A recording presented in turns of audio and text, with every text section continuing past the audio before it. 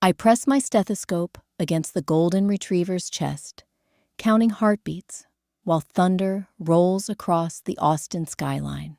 Outside my clinic, rain hammers the windows with the fury of a Texas spring storm.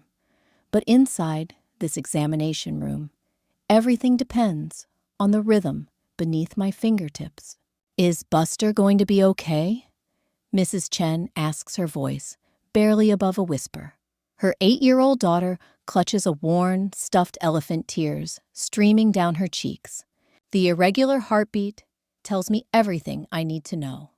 After 3 equipment failures this month, my ultrasound machine sits useless in the corner, its screen dark as midnight.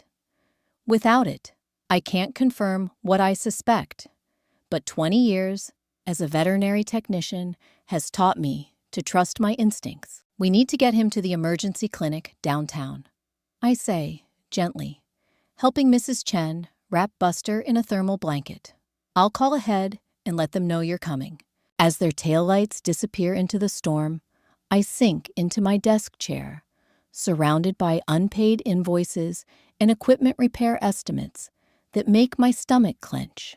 The smell of antiseptic and wet dog fur permeates everything, a combination that once brought me comfort, but now reminds me how close I am to losing it all. Sigh, my phone buzzes with a text from my sister Jade. Family dinner tonight. Big announcement, can't wait to share my news with everyone. Above my clinic, the apartment I've called home for 6 years, creaks with each gust of wind. The building inspector's report lies open on my desk, highlighting structural issues that demand immediate attention. Between my student loans, the failed ultrasound machine, and now foundation problems, I'm drowning in debt that my family knows nothing about. The bronze bell above my clinic door chimes as Marcus Rivera, my neighbor, and the only other person who knows about my financial struggles, steps inside, shaking rainwater from his jacket. His coffee shop next door closed an hour ago, but he often stops by when he sees my lights still on. Rough day? He asks, noting the scattered paperwork and my defeated posture. $3,000 heartbeat monitor decided to die during a cardiac emergency. I reply, gesturing toward the defunct machine. That's on top of the ultrasound and the building issues.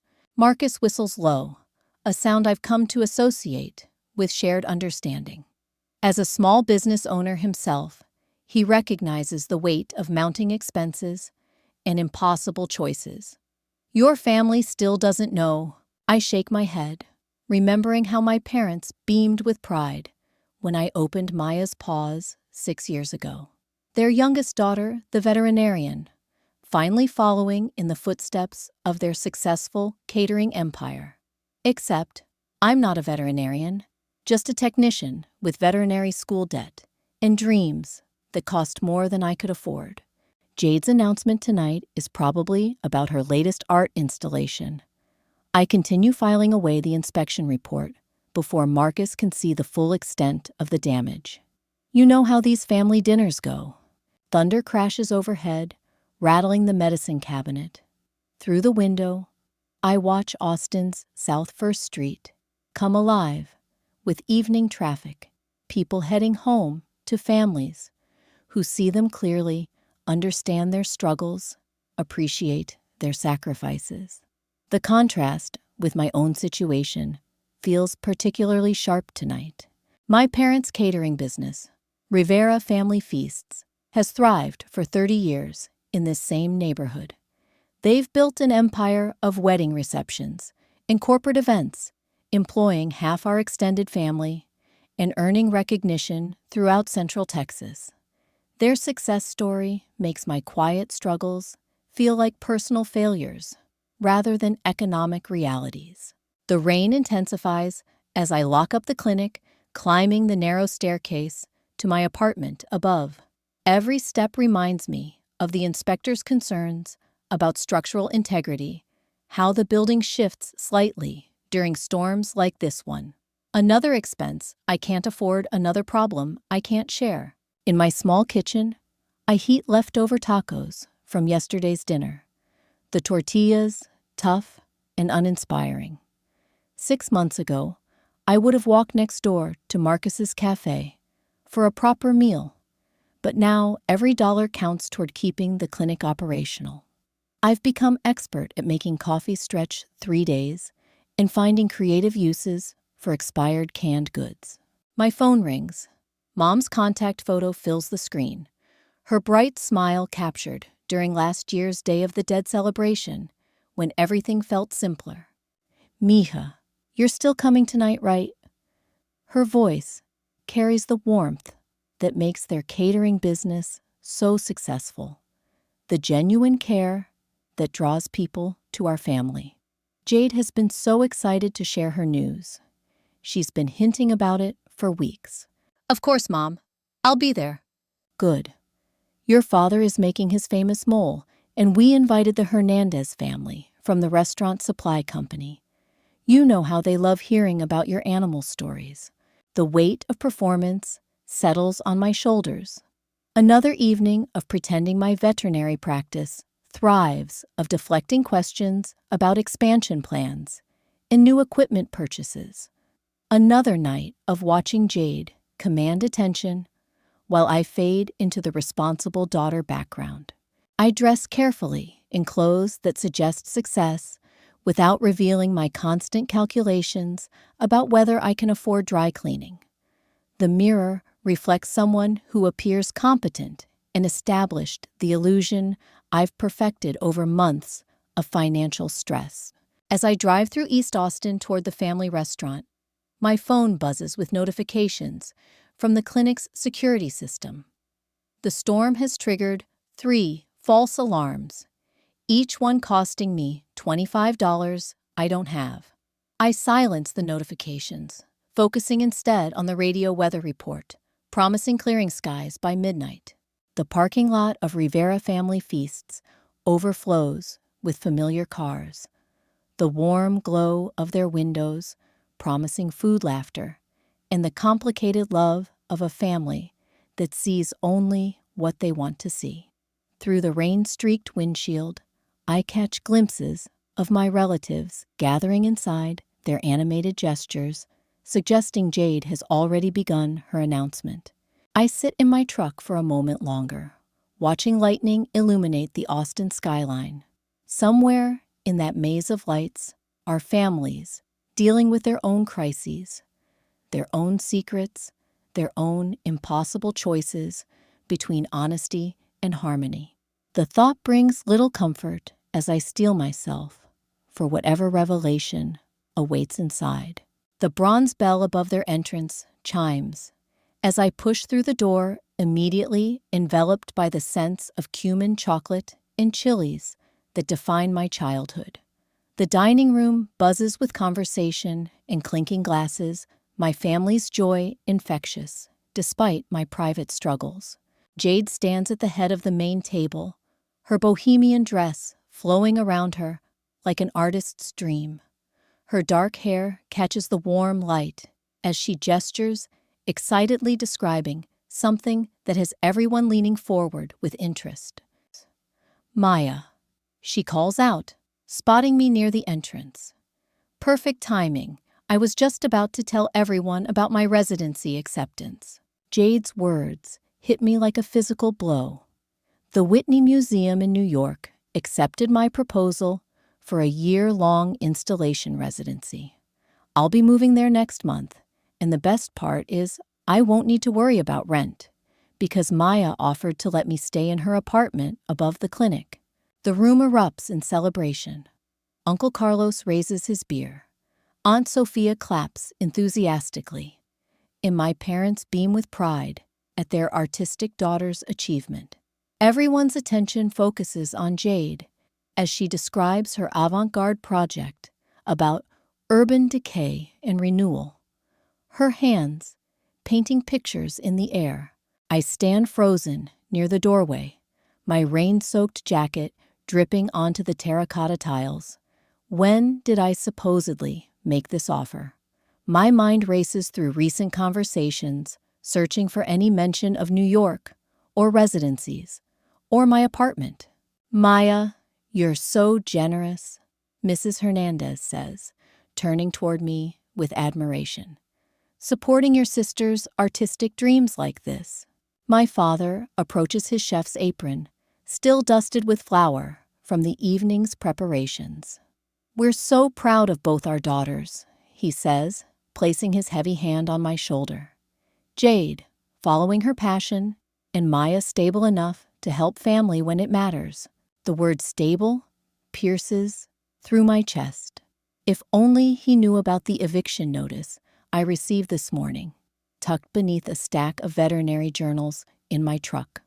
30 days to resolve the building violations or find new premises for both my clinic and residents. 3 days earlier, I think remembering the conversation that started this misunderstanding.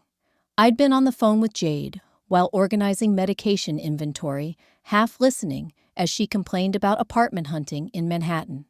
You could always crash at my place temporarily if you get desperate, I'd said, absently focused on counting expired antibiotics I couldn't afford to replace. Apparently, temporarily, and if desperate, had transformed into a concrete housing arrangement in Jade's mind. Now surrounded by our celebrating family, correcting this misunderstanding feels impossible without revealing my own crisis. Meanwhile, across town, at Austin Emergency Veterinary Hospital, Dr. Sarah Kim finishes examining Buster, the golden retriever I'd sent over earlier. She reviews his chart, noting the precise observations I'd included about his irregular heartbeat and respiratory distress. The technician who referred this case has excellent diagnostic instincts, she tells her colleague, Dr. Martinez. Maya Rivera caught early signs of dilated cardiomyopathy that could have been missed without proper equipment. It's a shame about her clinic's financial troubles. Dr. Martinez looks up from his paperwork. Financial troubles? Equipment failures, building problems. Word gets around in our community. She's one of the best techs in Austin, but she's drowning in debt from that veterinary school attempt years ago. Back at the restaurant, I escape to the kitchen, where my mother prepares dessert, her movements precise and practiced. The industrial-grade equipment surrounding her represents everything my clinic lacks: reliability, efficiency, professional-grade tools that function when needed most. Mija, you seem distracted tonight, she observes, arranging flan on delicate plates. Are you worried about Jade moving so far away? Before I can answer, my phone buzzes with an emergency call.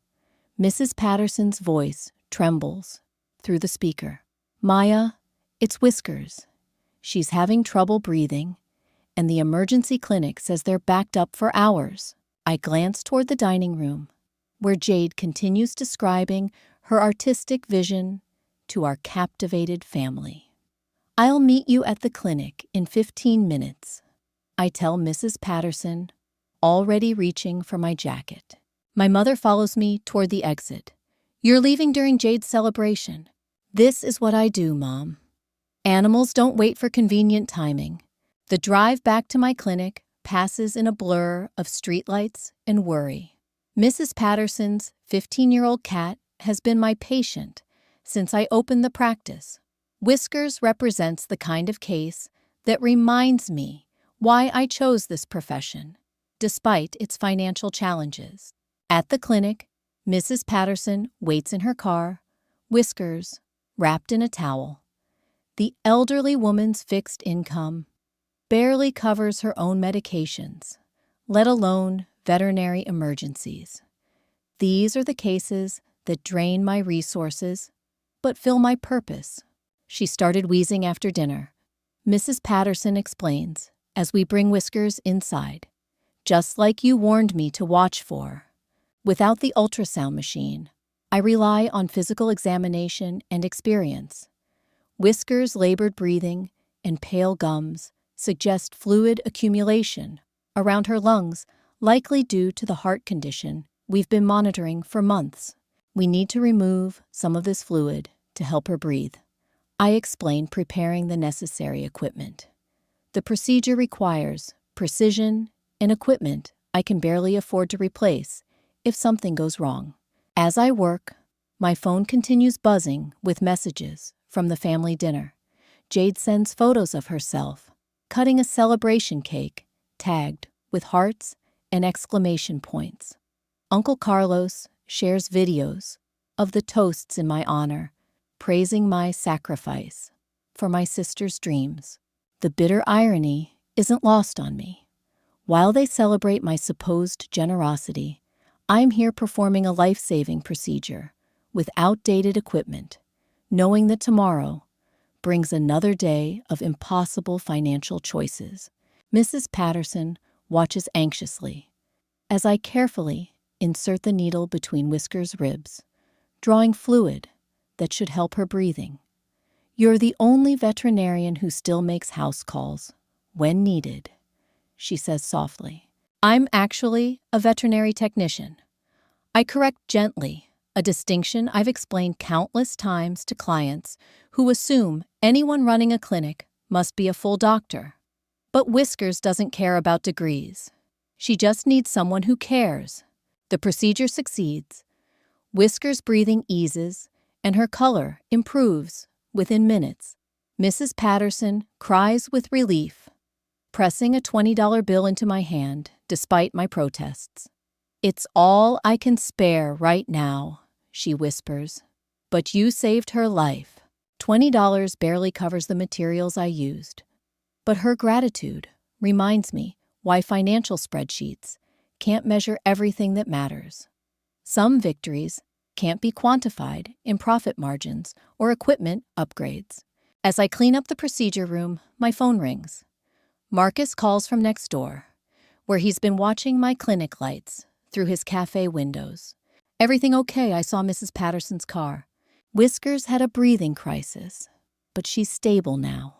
I pause, considering whether to share the evening's other development. Apparently, I'm also housing my sister in New York for a year. Marcus's silence speaks volumes.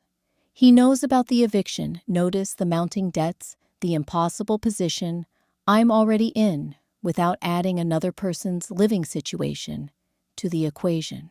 "Maya, you need to tell your family what's really happening."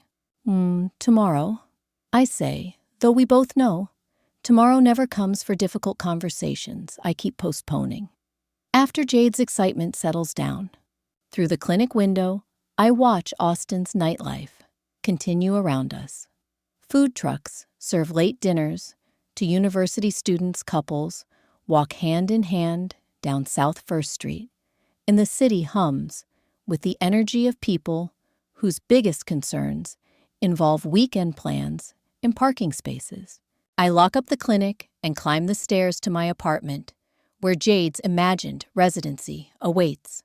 The building creaks ominously in the night wind, reminding me of structural problems that won't solve themselves through wishful thinking or family celebrations. In my small bedroom, I spread the eviction notice equipment repair estimates and building inspection report across my comforter. The numbers tell a story. My family refuses to see their stable daughter is 30 days away from losing everything she's built. Outside, thunder rumbles in the distance, suggesting another storm approaches. I fall asleep, wondering how long someone can maintain an illusion of success before reality demands its due. The next morning arrives with devastating clarity. Sunlight streams through my apartment windows, illuminating dust motes that dance like the fragments of my carefully constructed life. My phone shows 17 missed calls from Jade, each voicemail more excited than the last, about logistics for her move to my available space. I'm measuring coffee with mathematical precision when the building inspector's truck pulls up outside. Through my window, I watch Gary Mitchell climb out, clipboard in hand, ready for his follow-up assessment. The sight turns my stomach to ice. 20 minutes later, Gary delivers his verdict with the compassion of a medical examiner. Maya, I'm sorry, but the foundation shifts we discussed last week have accelerated. The structure needs immediate reinforcement work, or I'll have to red tag the building. How immediate? My voice sounds hollow in the empty clinic space. 2 weeks maximum. After that, it's unsafe for occupancy. He hands me an official notice, the red letterhead, making everything terrifyingly real. You'll need to relocate both your business and residence until repairs are completed. The estimated cost appears at the bottom of his report, $45,000 minimum for foundation work, plus 3 months of alternative housing and clinic space rental. Numbers that might as well be millions, given my current financial situation. As Gary's truck disappears down South First Street, my phone rings. Dr. Sarah Kim from the emergency clinic asks to meet for coffee, citing a professional opportunity that might interest you. An hour later, we sit in Marcus's cafe. The irony not lost on me, that my neighbor serves us, while I pretend my life isn't imploding around us. Dr. Kim stirs honey into her latte with deliberate precision. Maya, your diagnostic work has impressed our entire team. That golden retriever case yesterday confirmed what I already suspected about your abilities. She pauses, meeting my eyes directly. We're looking for a senior veterinary technician to join our emergency staff. The position includes full benefits, relocation assistance, and a starting salary of $68,000. The number hangs between us, like a lifeline thrown to a drowning person. More money than I've ever earned. Benefits that could transform my constant medical debt anxiety in legitimate recognition for skills I've developed, despite never completing veterinary school. The catch, Dr. Kim continues, is that we need someone immediately. Our current senior tech is moving to Colorado next week, and emergency medicine doesn't allow for training delays. How immediately? 2 weeks maximum. The timeline aligns perfectly with my building crisis, as if the universe has decided to resolve my problems through dramatic coincidence. Except accepting means abandoning the clinic I've built, the clients who depend on me, and the dream of independent practice I've sacrificed everything to pursue. Dr. Kim slides a business card across the table. Think about it, but don't think too long. Opportunities like this don't stay open forever. After she leaves, Marcus refills my coffee without being asked, a gesture that speaks to months of friendship built through shared struggles. Sounds like a solution to me, he says carefully. It's a good job, I agree, staring at the business card. But it's not my clinic. Maya, your clinic is about to be condemned. Sometimes accepting help isn't giving up. It's strategic retreating to fight another day. My phone buzzes with a text from Jade. Found the perfect flight for next Friday. So excited to start this new chapter with my amazing sister's support. The weight of her expectation collides with Dr. Kim's deadline and Gary's red tag threat. For the first time in months, I feel the luxury of choice, except every option requires sacrificing something I'm not sure I can live without. That evening, I drive to my parents' restaurant for what I've decided will be a conversation about reality rather than pretense. The parking lot fills with the dinner rush crowd, families celebrating quinceañeras, and couples marking anniversaries in the warm embrace of authentic Mexican cuisine. Inside, I find my parents reviewing catering contracts at their corner table, surrounded by the success they've built through decades of calculated risks and community investment. My father looks up his reading glasses, reflecting the restaurant's warm lighting. Mija, perfect timing. We just booked the Henderson wedding for next spring, 200 guests. Your mother's already planning the menu. Actually, I need to talk to you both about something important. My mother sets down her pen, immediately alert to the serious tone I rarely use with them. Is everything okay? You left so suddenly last night. Before I can answer, Jade bursts through the restaurant's front door laptop bag, slung over her shoulder, and eyes bright with artistic fervor. Maya, I've been trying to reach you all day. I found the most amazing sublets in Brooklyn, and I wanted to show you the neighborhood where I'll be working. She settles beside me, opening her laptop to reveal Pinterest boards labeled Maya's Guest Room and New York Sister Adventures. Each image shows carefully curated apartment spaces, suggesting she's already mentally redecorated my home to accommodate her extended stay. Jade. I begin, but she continues, scrolling through her research.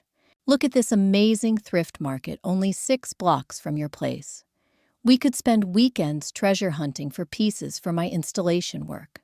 My father leans back in his chair, a satisfied smile spreading across his weathered face.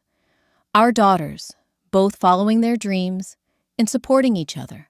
This is what family means. The moment crystallizes with cruel clarity. They see a success story where I see financial collapse. They celebrate sisterly support where I face impossible demands. They envision artistic achievement where I'm drowning in debt and structural failures. I can't do this, I say quietly. The words hang in the restaurant air, like smoke from the kitchen, impossible to take back or ignore. Jade's fingers freeze above her laptop keyboard. My parents' expressions shift from contentment to confusion. Can't do what my mother asks. I can't support Jade's residency. I can't offer her a place to stay. I can't pretend anymore that everything is fine. Jade closes her laptop slowly, her artistic confidence cracking, for the first time since I've known her. Maya, what are you talking about? We discussed this. You offered.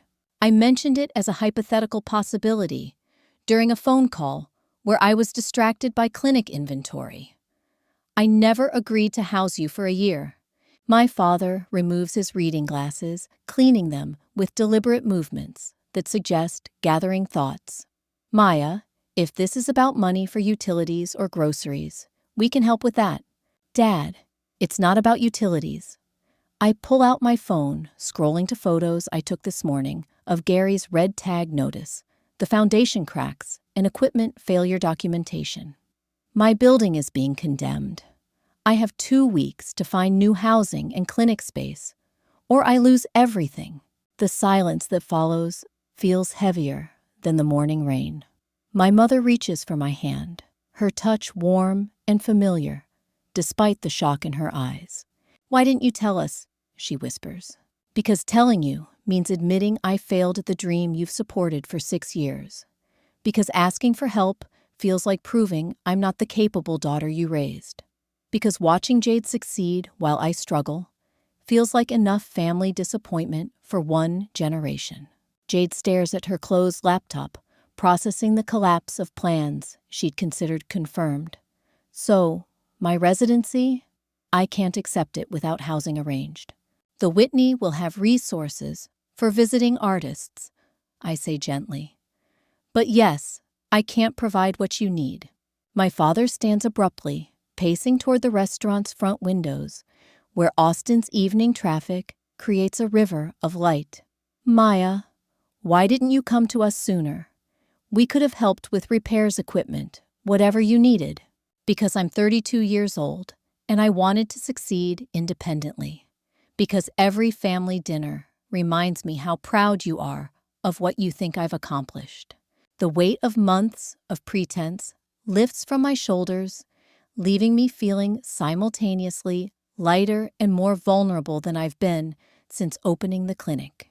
Jade opens her laptop again, but this time scrolls to different pages.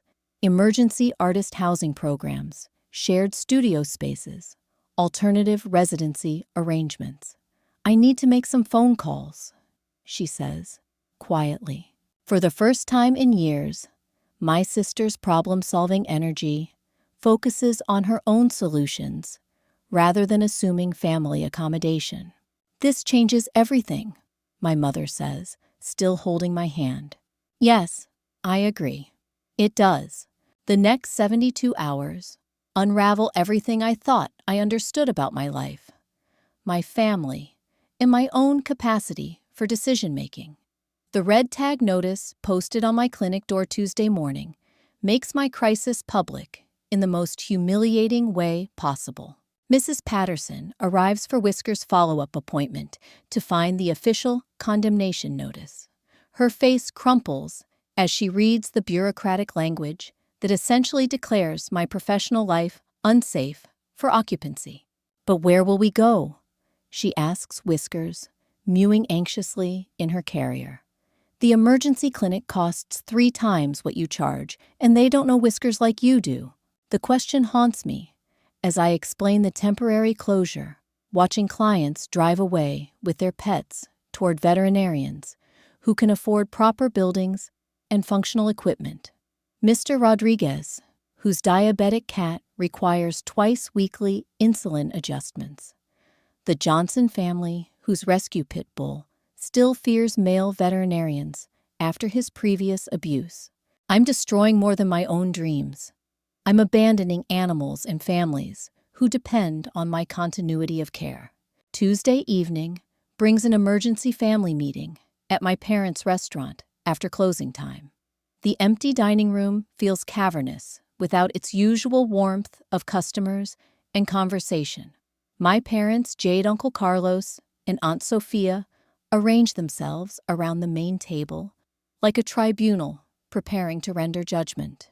"We've been talking," my father begins his voice, carrying the weight of collective family decision-making, "about solutions to your current situation."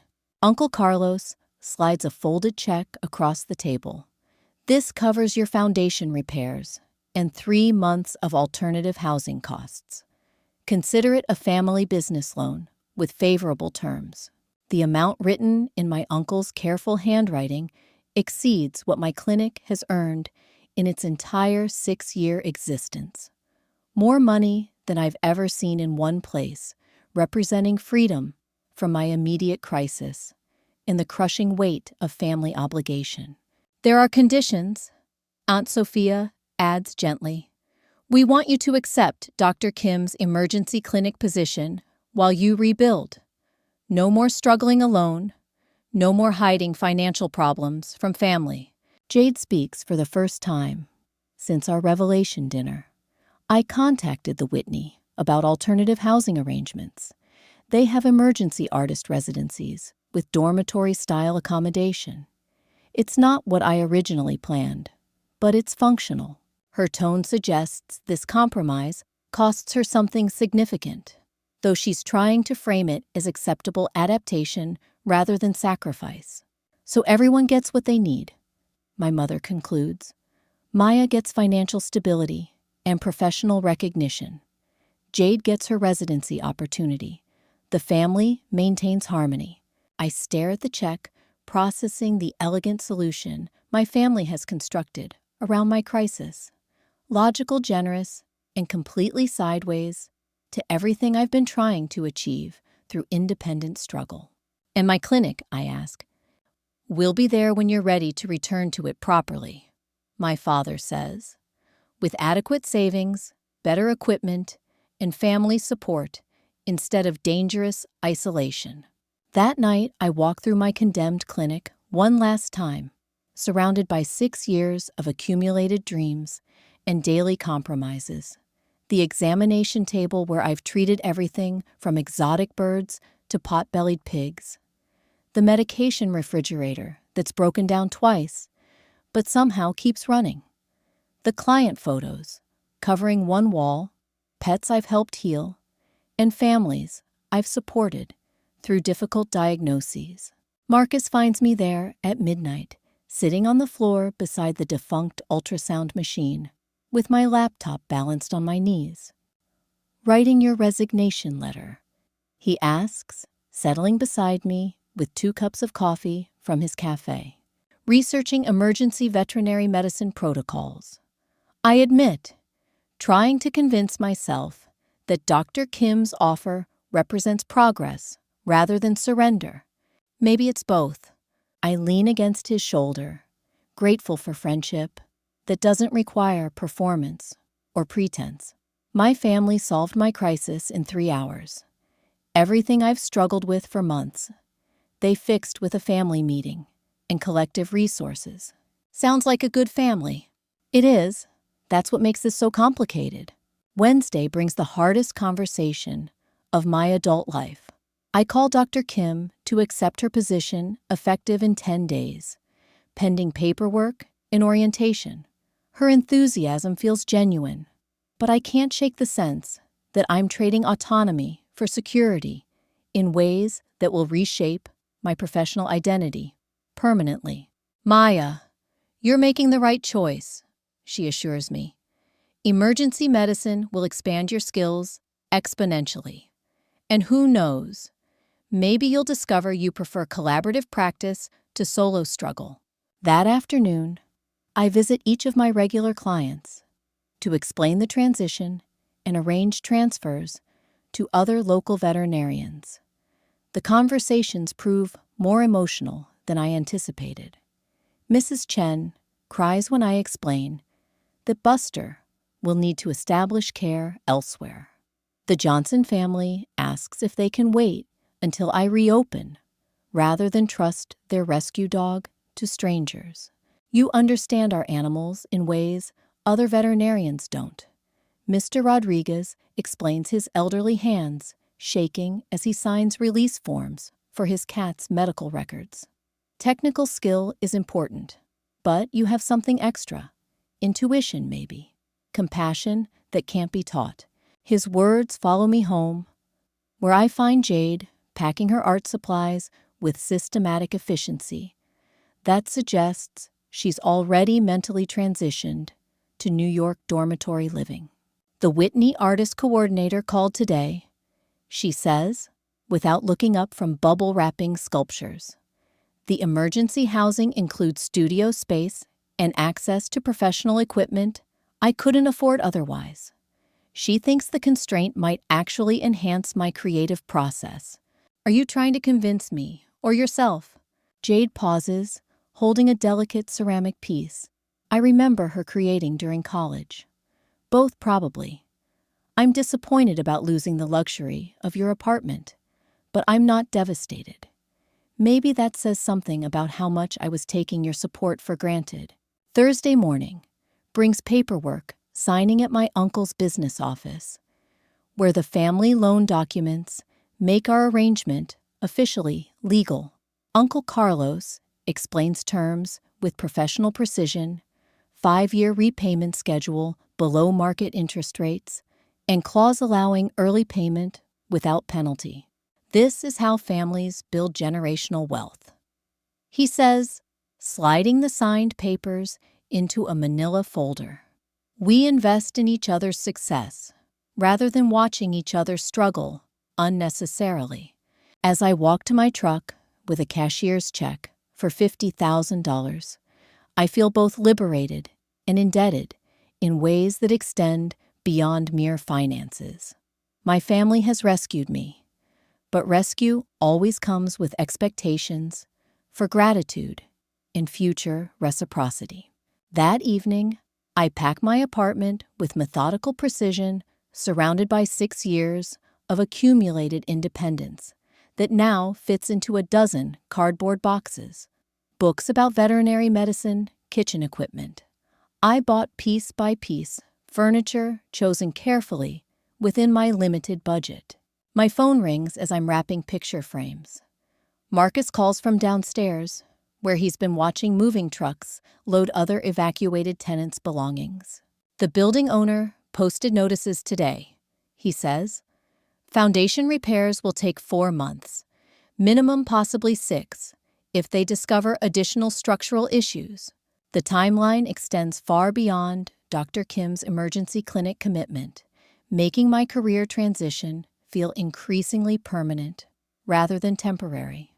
By the time this building reopens, I'll be established in emergency medicine with different skills, different colleagues, different professional identity. Maya, are you okay with this?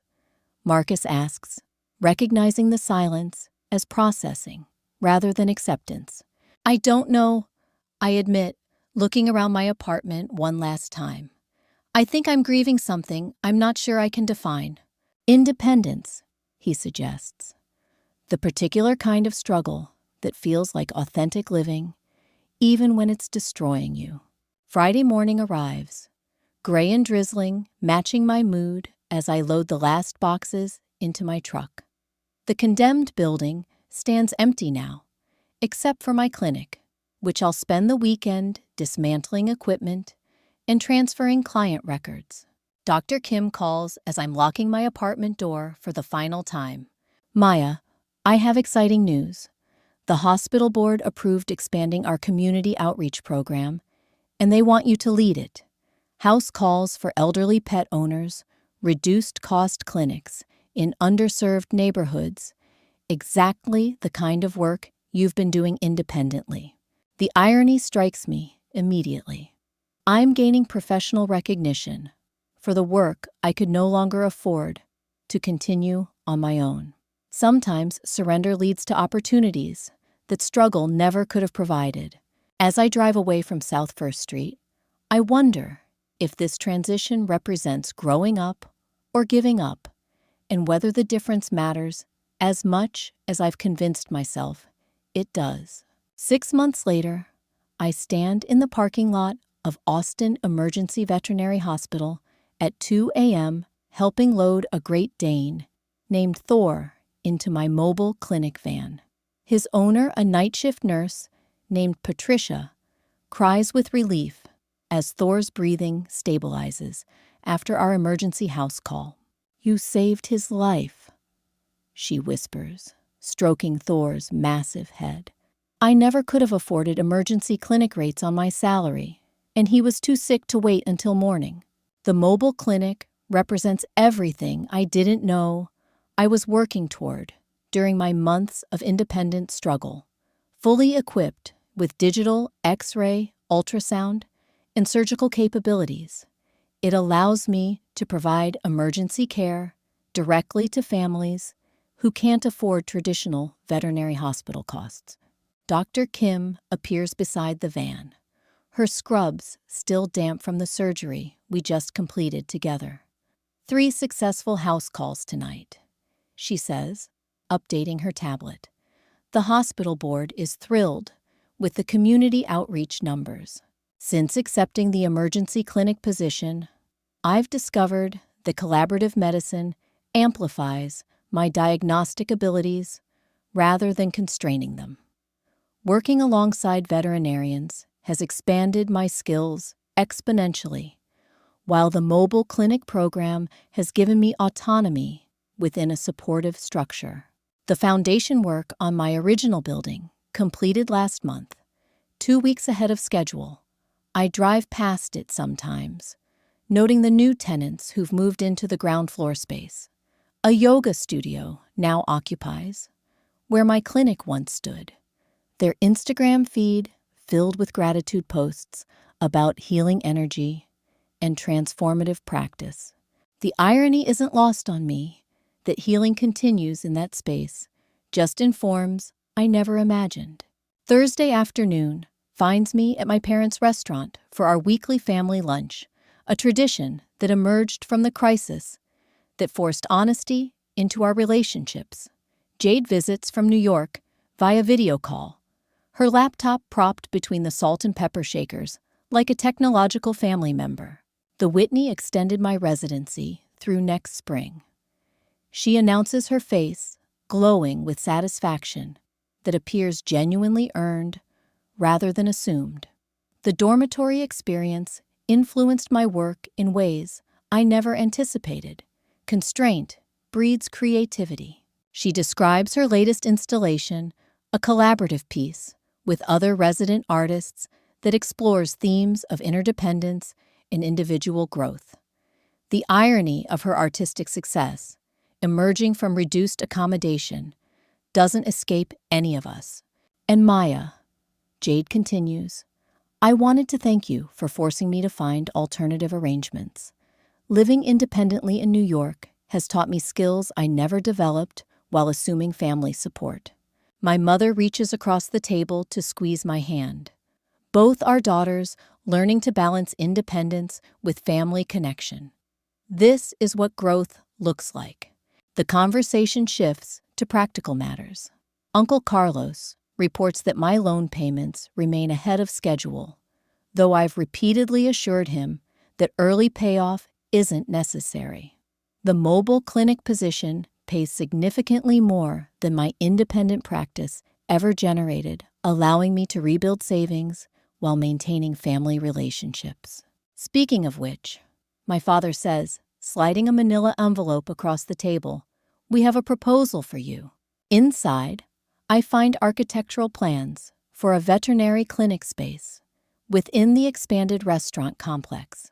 Detailed drawings show examination rooms, surgical facilities, and client consultation areas integrated seamlessly with their catering business infrastructure. A family compound, my mother explains. Restaurant Clinic and Marcus has agreed to relocate his cafe here as well. Shared utilities, collaborative marketing, mutual support during difficult seasons. The plans represent everything I thought I wanted: independent practice, family proximity, financial stability, and professional autonomy within a supportive framework. Yet something in my chest tightens as I study the detailed layouts. It's incredible, I say carefully, and incredibly generous. My father's expression shifts slightly, recognizing hesitation where he expected enthusiasm. But I'm not sure I want to return to independent practice. The mobile clinic work has shown me aspects of veterinary medicine I never experienced alone. Emergency care, complex cases, collaborative problem solving. I'm not ready to give that up for private practice routine. The admission surprises me as much as it surprises them. 6 months ago, I would have viewed this offer as salvation. Now it feels like beautiful constraint that doesn't match who I've become through struggle and adaptation. Jade leans closer to her laptop camera. Maya, what if you could do both? Keep the emergency clinic position and use the family space for specialty services, low-cost community clinics, wellness programs, things the hospital can't provide. Her suggestion opens possibilities I hadn't considered. Not either, or, but integration of everything I've learned about my own capabilities and limitations. The mobile clinic program needs expansion. Dr. Kim had mentioned last week. We're considering hiring additional veterinary technicians and purchasing a second vehicle. Someone with your community connections would be perfect for managing that growth. After lunch, I drive to the original building on South First Street, now fully renovated and structurally sound. The yoga studio occupies my former clinic space, their window displays, featuring meditation schedules and wellness workshops. Marcus meets me in the parking lot, coffee in hand as always. His cafe relocated successfully to a larger space near the university, where business has doubled among college students and faculty. Regrets? He asks, noting my contemplative mood. Gratitude mostly, and surprise at how much I've changed through this whole experience. We walk through the neighborhood where everything began, noting new businesses, familiar faces, and the constant evolution that defines Austin's creative energy. The building where I once struggled alone now houses multiple thriving enterprises, a metaphor for transformation that feels appropriate. I was so afraid of family obligation. I continue, afraid that accepting help meant surrendering autonomy. But working within the hospital structure has given me opportunities I never could have created independently. Marcus nods, understanding the paradox of constraint, creating freedom rather than limiting it. And your family learned to support rather than rescue. Everyone grew through the crisis. That evening, I called Dr. Kim to discuss expanding my role within the hospital system. The conversation reveals opportunities I hadn't imagined: teaching responsibilities, research projects, and leadership positions that combine my diagnostic skills with administrative capabilities. Maya, you've become indispensable here, she says, not just for your technical abilities, but for your community connections and your ability to bridge emergency medicine with ongoing care relationships. The recognition feels earned rather than given, based on demonstrated competence rather than family accommodation. Saturday morning brings a surprise visitor to my new apartment. Jade stands at my door, laptop bag over her shoulder, and genuine smile replacing her usual artistic intensity. I flew down to see the family clinic plans in person, she explains, and to apologize for taking your support for granted. We spend the day driving around Austin, visiting sites that represent our family's evolution. The original restaurant, my former clinic building the hospital where I now work, and the planned family complex where multiple dreams might coexist rather than compete. I never realized how much financial stress you were carrying, Jade admits as we sit in my truck outside the emergency clinic. I was so focused on my own struggles that I assumed everyone else had their lives figured out. We all assume that about each other, I reply. Crisis-forced honesty that probably should have happened years earlier. That evening, the entire family gathers at my parents' restaurant to review the architectural plans together. This time, however, the discussion focuses on individual needs and collective possibilities rather than assumptions about family obligation.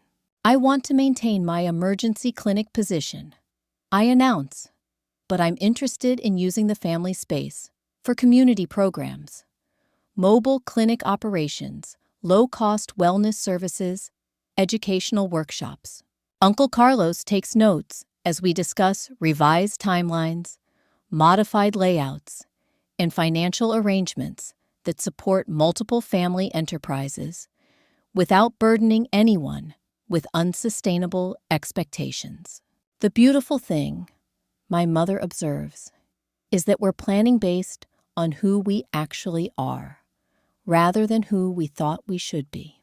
As the evening winds down and family members head home to their respective lives, I remain at the restaurant with my parents, surrounded by the warmth and stability they've built through decades of collaborative effort. Are you happy? My father asks directly a question he's never posed before. I consider the complexity of the answer. 6 months ago, I measured happiness through independence and struggle, believing that difficulty validated authenticity. Now I find satisfaction in collaborative success, professional growth, and family relationships based on mutual support rather than one-sided sacrifice. I'm content, I say finally, and I think contentment might be a more sustainable goal than happiness. My mother smiles, recognizing wisdom that comes only through experiencing loss and recovery. Our family almost broke apart through misunderstanding. Instead, we broke through to better understanding.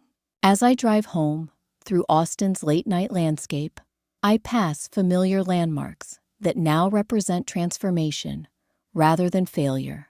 The building where I once struggled alone, the hospital where I found professional fulfillment, the planned family complex where multiple dreams might flourish together.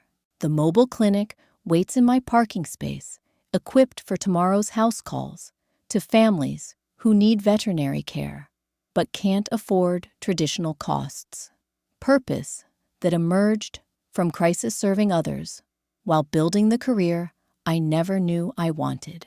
Sometimes the greatest gifts come disguised as the worst defeats. Sometimes family knows what we need before we understand it ourselves. And sometimes letting go of what we thought we wanted opens space for what we actually need. My phone buzzes with tomorrow's schedule emergency clinic shift from 6 a.m. to 2 p.m., followed by 3 mobile clinic house calls, ending with dinner at my parents' restaurant, where plans for our family complex continue to evolve. A life I couldn't have imagined 6 months ago, built from the ashes of dreams that needed to transform before they could truly succeed. What should I write about next for your storytelling needs?